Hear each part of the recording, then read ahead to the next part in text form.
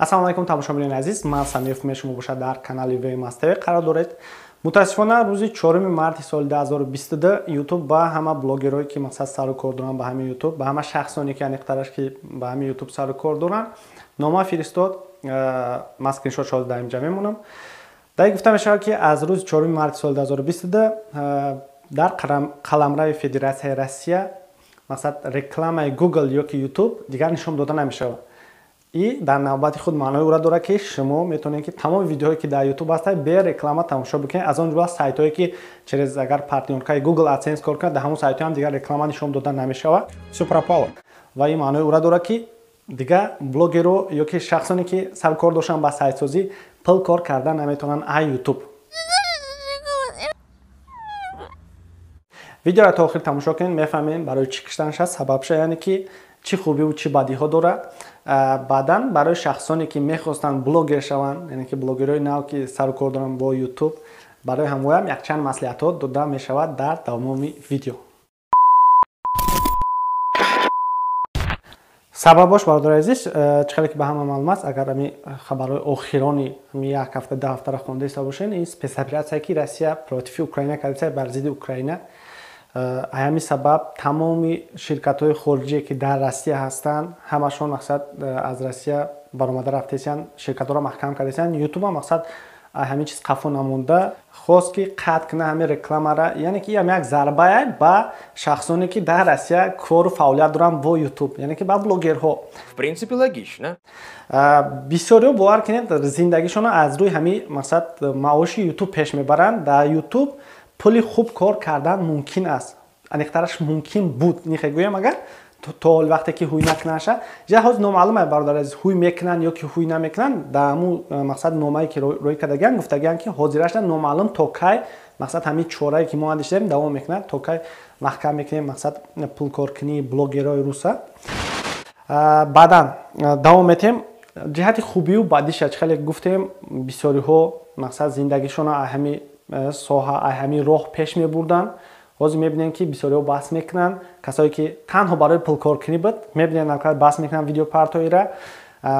Ана тарафи хубиш ҳам ки шумо бе мақсад реклама тамошо кардан мегиред видеороликҳое ки дар YouTube ҳастанд ҳамаша. Баъдан сайтҳое ки через AdSense мақсад реклама задаги буданд дахшон метавонед ба ҳузур даромада бе ягон реклама ҳамун сайтҳоро истифода бурдан бигиред. Баъдан шахсоне ки мисол дар Европа ҳастанд, дар дигар давлатҳо ҳастанд, метавонанд VPN катеб бидуранд через Россия мақсад YouTube бе реклама тамошо кардан бигиранд. Ана як чиз дигар, як чизи муҳими дигар мақсад бародари азиз, ин рекламаро танҳо дар ҳамин ҳудуди дар территорияи Россия киштагианд. Мақсад дар дигар давлатҳо агар шумо ай творчествои студияи YouTube медроед, аудиториятонро мебинед, агар ай дигар давлатҳо боша мақсад кортонро давом додан бигиред. Не ки дар ҷа як мақсад чиз дигар аст ки мисол кортонро давом метем, дар дигар давлатҳо рекламаро YouTube паҳн кардан мегирад, шумо пул кор мекунед, ӯ пула буровардан дар кор.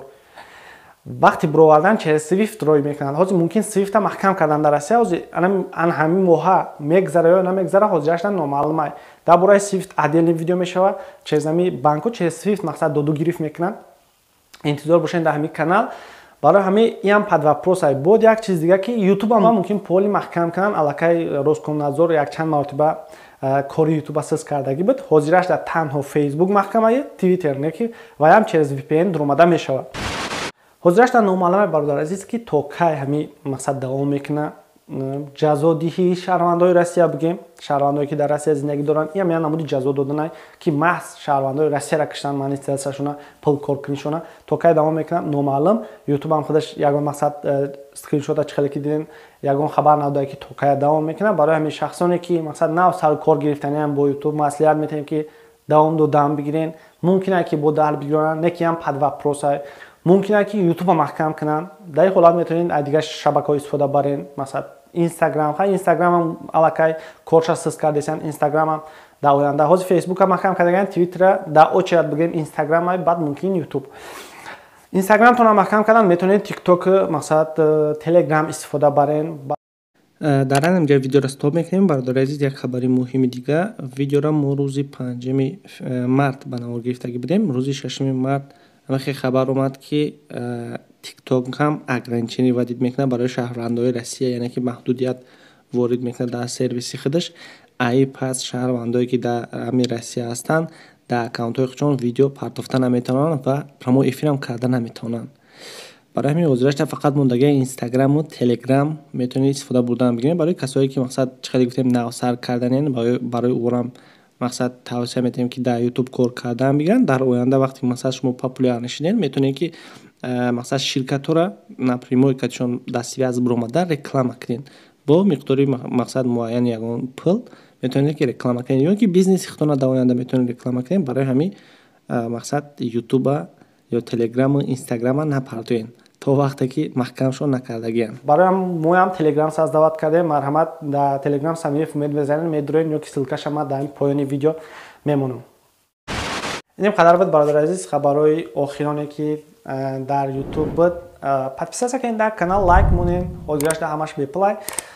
интизор шавед видеора дар бораи Swift, дар бораи ширкатҳое ки Air Asia биромада рафтанд, дар бораи картҳои Visa ва MasterCard. тӯли ин чанд муддат бо шумо будам. ман Самиев Умед. ба ҳама барори кор дар паноҳи Аллоҳ бошед. хайр, то боздид.